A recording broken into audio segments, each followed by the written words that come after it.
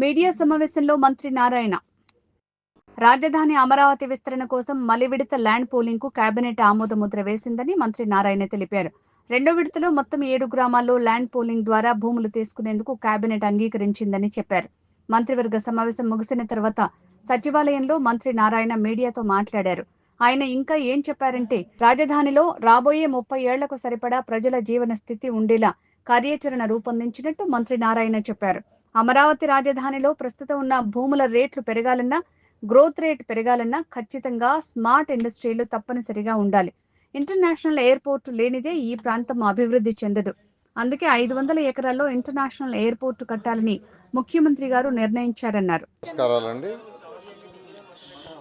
Amaravati capital city ఏదైతే ఉందో ఈరోజు 217 చదరపు కిలోమీటర్లు అమరావతి క్యాపిటల్ సిటీని ఎస్టాబ్లిష్ చేసి వర్క్స్ ఎంతో వేగవంతంగా జరుగుతున్నాయి. ఈ నేపథ్యంలో ఈరోజు యాక్చువల్గా గౌరవనైన కేంద్ర ఫైనాన్స్ మినిస్టర్ గారు నిర్మలా సీతారామన్ గారు ఈరోజు 15 ఆర్గనైజేషన్, అందులో 13 బ్యాంక్స్ని, 2 నుంచి ఎల్ఐసి లాంటి ఆర్గనైజేషన్ యాక్చువల్గా శంకుస్థాపన చేయడం జరిగింది. ఇవన్నీ కూడా దాదాపు 1.5 ఇయర్లో పూర్తి చేసేటట్టుగా ప్రణాళికని యాక్చువల్గా ఇవ్వటం జరిగింది. అయితే ఈ నేపథ్యంలో ఈ అమరావతి క్యాపిటల్ సిటీలో ఏదైతే ఈరోజు డెవలప్ చేస్తున్నామో దాంట్లో అనేక యూనివర్సిటీస్ కావచ్చు, తర్వాత స్కూల్స్ కావచ్చు, హోటల్స్ కావచ్చు, డిఫరెంట్ ఆర్గనైజేషన్స్ కూడా సైట్లు ఇచ్చాము. దాదాపు వాళ్ళందరూ యాక్చువల్గా ఆల్మోస్ట్ గ్రౌండ్ చేస్తున్నారు 1 by 1. కొన్ని అయితే యూనివర్సిటీలు ఆల్రెడీ అయినాయి. ఈ నేపథ్యంలో ఇక్కడ ఏదైతే ప్లాన్ చేసిన రాబోయే 30 సంవత్సరాలు ఇక్కడ ఉన్న ప్రజలకు వాటికి కావాల్సిన ఆర్థిక వ్యవస్థను డెవలప్ చేయడానికి, ఆర్థిక వ్యవస్థని ప్రజల యొక్క జీవనస్థితిని పెంచడం కోసంగా ఇక్కడ కొన్ని స్మార్ట్ ఇండస్ట్రీస్ రావాలని, అదేవిధంగా ఒక ఇంటర్నేషనల్ స్పోర్ట్స్ సిటీ, అదేవిధంగా ఒక ఇంటర్నేషనల్ ఎయిర్పోర్టు, ఈ 3 రావాలని ముఖ్యమంత్రి గారు యాక్చువల్ నిర్ణయించడం. ఎందుకంటే ఆ ఇన్ఫ్రాస్ట్రక్చర్ రాందే ఈ ఏరియా డెవలప్మెంట్ ఉండదు. ఇక్కడ ఉన్న వాళ్ళ యొక్క గ్రోత్ రావాలన్నా, భూములకు విలువ రావాలన్నా ఖచ్చితంగా ఇక్కడ స్మార్ట్ ఇండస్ట్రీస్ రావాలి. ఆ ఇండస్ట్రీస్లో పనిచేసేదానికి మనుషులు ఉండాలి. వాళ్ళు వచ్చినప్పుడు యాక్చువల్గా వాళ్ళకి కావాల్సిన సౌకర్యాలు, హౌసెస్ కావచ్చు, వాళ్ళ పిల్లల స్కూల్స్ కావచ్చు, వాళ్ళ దగ్గరికి వచ్చే వాళ్ళ కోసం వాటి కోసంగా డిఫరెంట్ హాస్పిటల్స్, యాక్టివిటీస్, ఇవన్నీ ఎకనామిక్ సైకిల్ రన్ కావాలంటే, ఎకనామిక్ గ్రోత్ రావాలంటే ఖచ్చితంగా స్మార్ట్ ఇండస్ట్రీస్ రావాలి. అదేవిధంగా ఒక ఇంటర్నేషనల్ ఎయిర్పోర్ట్ లేదే ఆ ఏరియా డెవలప్ కాదు. ఈరోజు హైదరాబాద్ తీసుకుంటే పాత ఎయిర్పోర్ట్ అయితే రోజుకి 20 ఫ్లైట్లు కూడా దిగే కాదు. అందుకనే ఒక ఇంటర్నేషనల్ ఎయిర్పోర్టు 5,000 ఎకరాల్లో కట్టాలని ముఖ్యమంత్రి గారు నిర్ణయించారు. అదేవిధంగా ఒక ఇంటర్నేషనల్ స్పోర్ట్స్ సిటీ కట్టాలని నిర్ణయించారు. వాటికి కొంత ల్యాండ్ తీసుకోవడానికి ముందుకు యాక్చువల్గా ఈ గ్రామాల్లో కలెక్టర్ వారి యొక్క అధికారులు యాక్చువల్గా గ్రామ మీటింగ్లు పెట్టారు.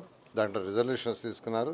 దాన్ని ఈరోజు క్యాబినెట్కి సబ్మిట్ చేసి అందులో ప్రత్యేకంగా ఏదైతే అమరావతి క్యాపిటల్ చుట్టూ ఇన్నర్ రింగ్ రోడ్డు వస్తుందో, ఇన్నర్ రింగ్ రోడ్డుకి మరియు రైల్వే ట్రాక్కి, రైల్వే స్టేషన్కి, తర్వాత ఇంటర్నేషనల్ స్పోర్ట్స్ సిటీకి దానికి సంబంధించి ఈరోజు 16,666 ఎకరాలు, 16,666 ఎకరాలు, 16,666.56 ఎకరాలను యాక్చువల్గా ల్యాండ్ పూలింగ్ తీసుకోవడానికి ఈరోజు క్యాబినెట్ ఆమోదం ముద్దేసింది.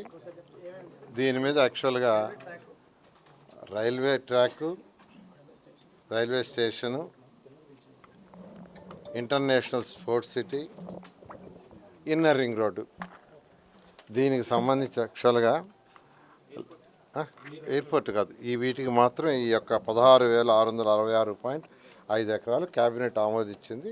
దీని వెంటనే అధికారులు యాక్చువల్గా దీని మీద ముందుకు పోయి ప్రొసీడ్ అయ్యి, గతంలో ఏదైతే ల్యాండ్ పూలింగ్కి రైతులకి ఎలాంటి బెనిఫిట్ ఇచ్చామో అదే బెనిఫిట్స్ కంటిన్యూ చేయమని యాక్చువల్గా ఆదేశించారు. దాని మీద ముందుకు పోవడం జరుగుతుంది. ఏ గ్రామాలు ఎంత తీసుకున్నారు, అలా కాకుండా ప్రభుత్వ భూమి ఎంత ఉంది ఆ గ్రామాల్లో? దీంట్లో తీసుకుంటే యాక్చువల్గా వైకుంఠపురం, పెద్దమూరు, ఎండ్రాయి, కర్లపూడిలో మొత్తం 7,562 ఎకరాలు. అదేవిధంగా వడ్డమాను, హరిశ్చంద్రాపురం, పెదపరిమిలో మొత్తం వచ్చి 9,097.56 ఎకరాలు. ఇదంతా కలిసి 16,666. ఇది కాకుండా గవర్నమెంట్ ల్యాండ్ యాక్చువల్గా 3,808 ఎకరాలు ఉంది. అది ఎక్కువ భాగం కొండలు, వాటరు ఉంది. ఎక్కువ భాగం కొండలు, వాటర్తో ఉండేది.